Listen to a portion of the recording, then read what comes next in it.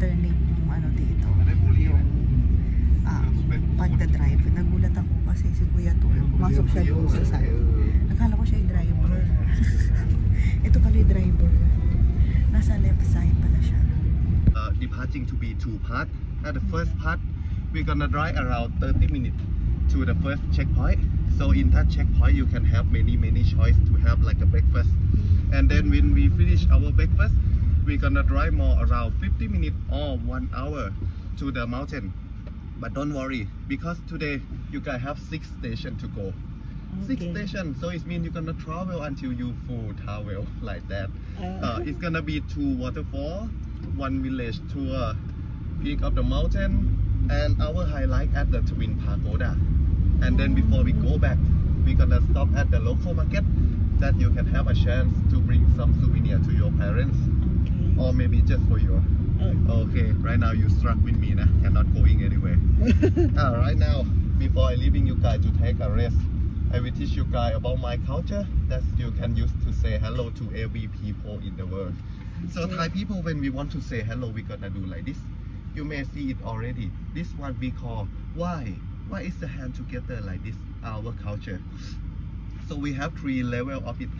At the first level, if you want to show the respect to the kid, like if the kid come to say hello to you, you can do this back to them also. You put the hand together like this one, up on your chest like this, and then you have to nod a little bit, like this one. This is for the kid. And second level for the normal people like you, like me, like your new friend today. So you put your hand, your thumb on your shoulder like this one. Okay. And then you have to bow a little bit like this. More politely, right? And for the third level, that for the people that are older than you, or even when you see the monk, so you can do this to them. Put your thumb on your lip like this one. Second level on here, right? This one at the third level, but not like this, This one maybe not good. Not politely also. Just on your lip like this, and then you have to bow a little bit like this one. Okay, this is a high respect actually. But actually, for the people that have a wife, if you want to show the respect to your wife, so just do like this. Trust me, this trick gonna make your life more easier. This one.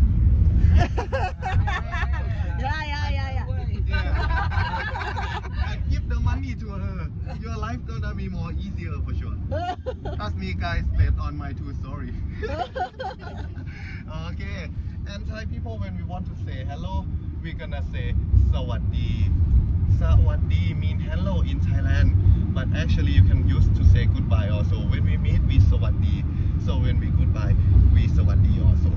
And Thai people, we have another trick.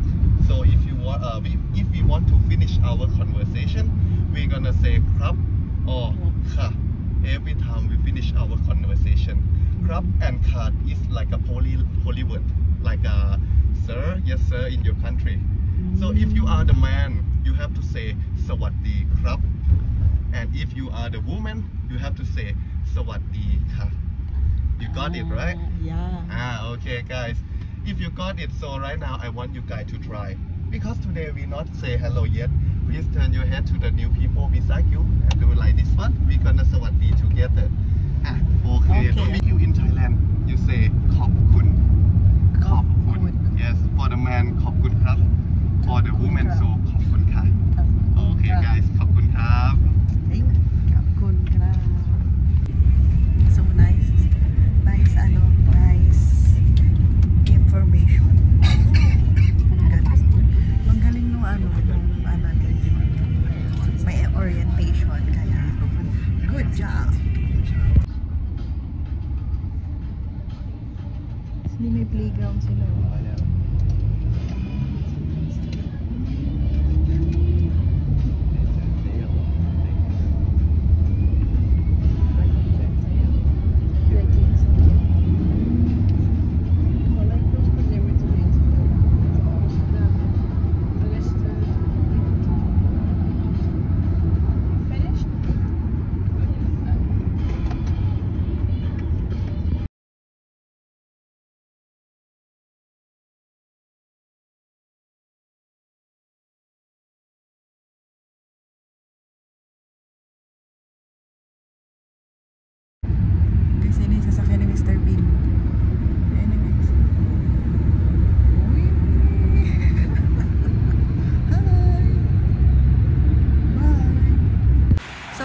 nag-avail kami ng tour sa Agoda. Ayan yung tour guide namin.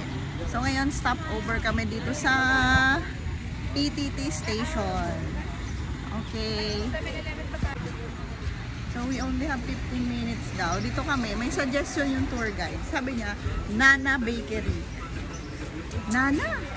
Sabi masarap daw dito. So let's try.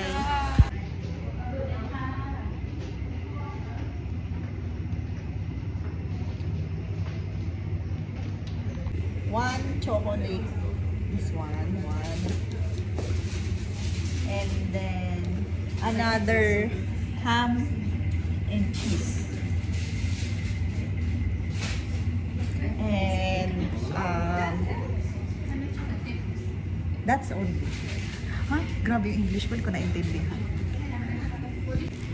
So, nakabili na ako guys. Nana Bakery. Tinapay lang muna tayo. Guys, meron dito ano guys, 5-star chicken. Di ba may ganito sa Philippines? Gusto mo ba? So guys, dito kami sa top. Ito, owl. Boba milk. Milk tea. Okay, ito yung first milk tea na matitikman ko for the whole travel. Owl. How much? Coco Milo milk frap.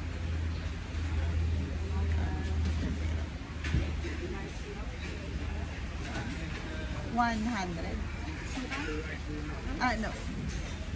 So, nag-buy ako dito sa Coco Walk. Guys, tikman na natin yung Nana Bakery. Kung anong lasa. Nana Bakery. Let's see.